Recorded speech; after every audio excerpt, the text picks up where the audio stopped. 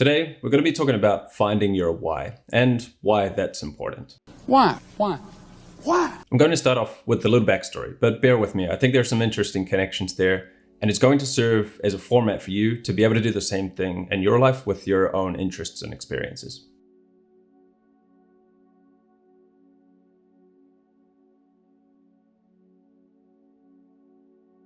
I'm going to start off by explaining why finding the connection between these three things that have been a part of my life helped me understand my why. Those three things being graffiti, skateboarding, and street photography. Quick notes before we get started. If I use the term skateboarding, I actually kind of mean any street sport. So it could be BMX, parkour, or rollerblading. Skateboarding is just the one I'm most familiar with. And that also out of these three, street photography is really the only one that I'm actually kind of currently an active part of community-wise. Even though I still loosely follow skateboarding and graffiti because I have a huge love for them. But I just wanted to point that out in case there's anybody out there who's really in those scenes that feels like I might be speaking a little bit out of line. My apologies.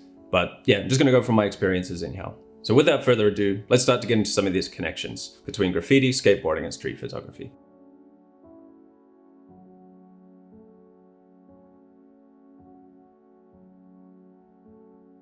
Now starting off with the obvious here, it's the urban environment. All three of these things are deeply rooted within cities and urban environments and actually use those cities as part of the practical application of the art form. They're using these urban environments and cities as the inspiration for the art form and, sort of using the city as the canvas, so to speak. All three heavily interact in the public space, turning these ordinary or often overlooked spaces into tools of creativity.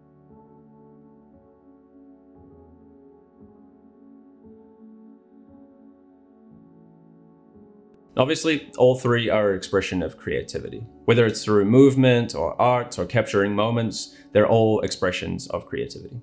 All three really exist with elements of spontaneity and improvisation.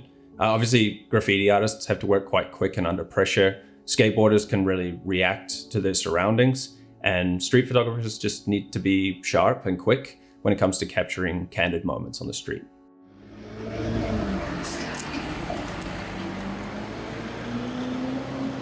Camera didn't go off right at that when I pressed it a couple of seconds ago. Must have been my fault. Maybe, did you wind it?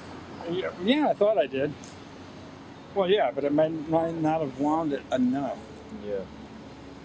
But it's a horrible feeling when that happens, when you want it to go off and it doesn't go off. Oh. But it's usually always my fault. Batteries wasn't all the way cocked. I wasn't paying attention. Anything that happens to the photographer, you have to accept that it's always your fault. That's what I do. It makes me feel better if I can accept that. Oh, somebody got in my way. No, it's your fault. You didn't see him coming. Well, yeah, but he put his hand, yeah, your fault. You didn't see it happening. Your fault. All three of them, or at least two of them, really have their origins in counterculture. I like to fight. I like to act stupid and be a scumbag. And I just like the whole theme of fucking shit up, but in an artistic way and in the way of a poor person's way. I can't say street photography really started that way. It could be argued that it did a little bit, but it definitely became that when more questions of privacy and ethics were raised around street photography as a whole. So definitely has its place in counterculture too. I have no ethics.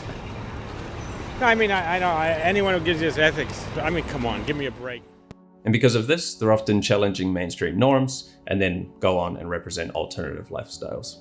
And although they may have began as unpopular and looked down upon by a lot of people, over time they've definitely gained in popularity and ended up influencing things in fashion, music, and media, and helping shape the aesthetics and attitudes of a broader pop culture.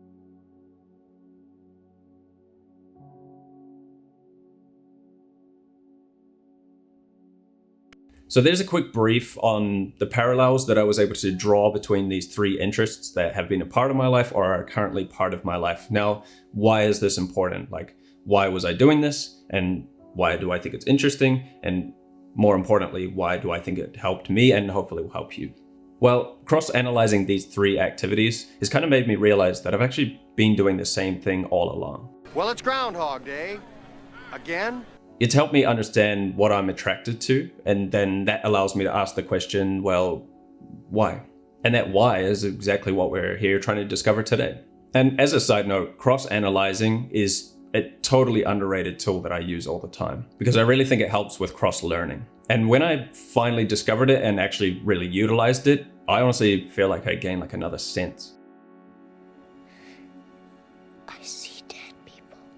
But yeah, that's probably a whole video on its own. So if you want to see me make that video on why cross-analyzing and cross-learning is so important, just leave a comment and I'll make it. But now let's get into why this is actually all important. Finding your why in creating art is important because it gives us depth and purpose. It helps guide your work and it helps formulate you as an artist. Finding your why is going to give you purpose and direction. It's going to help you understand the purpose behind your art.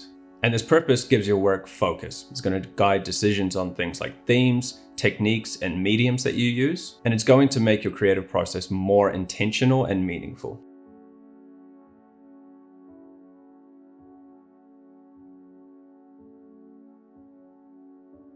It's also going to give your artwork authenticity. Your why, it's rooted in your personal motivations, your emotions, and your beliefs. When you know why you're creating your art, it's going to feel more genuine, more authentic, and it's going to resonate a whole lot better with your audience.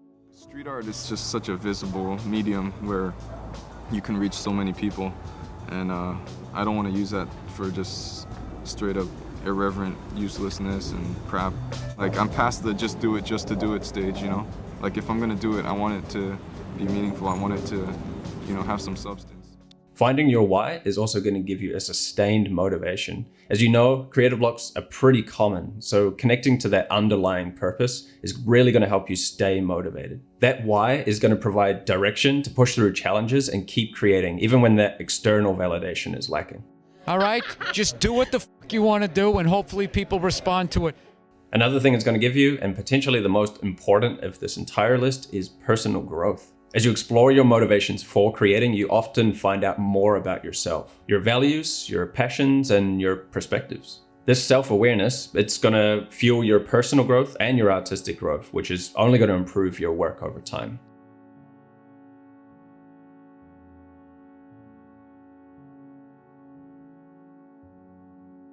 And finally, but not at all leastly, is your legacy and your impact. A strong why often comes with a desire to make an impact. Whether that's to inspire change, express your worldview, or simply just to bring some beauty into the world.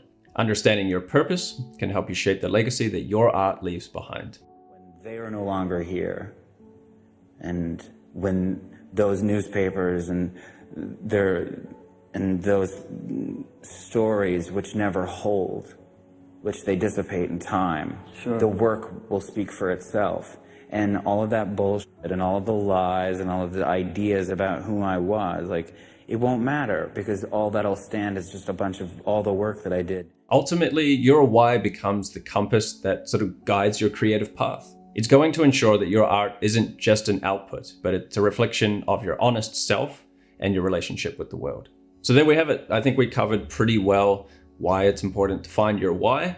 Go ahead and cross-analyze the things that you're interested in. Try to come up with some answers. Of course, if you enjoyed the video, leave a comment, leave a like, let me know that I'm doing a good job. Also hit subscribe because next week I'm gonna drop something pretty interesting that I've been working on for quite a while for you guys. Until then, thanks for watching, happy creating, and until next time, peace.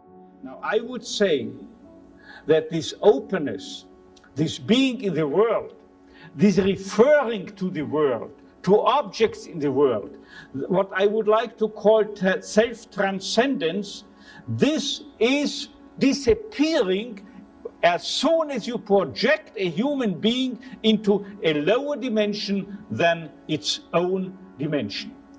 Because the basic trait of human existence, the essence of human existence, is that the human being, or let's say being human, always means not being concerned primarily or basically or originally with oneself, but basically and primarily reaching out beyond oneself, reaching out towards something that is not again yourself, be it a meaning to fulfill, or another human being to encounter.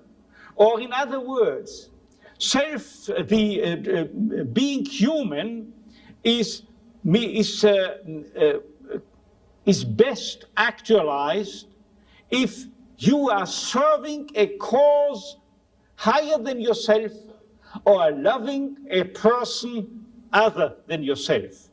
But in no way by being concerned with yourself or with yourself or by trying to actualize yourself.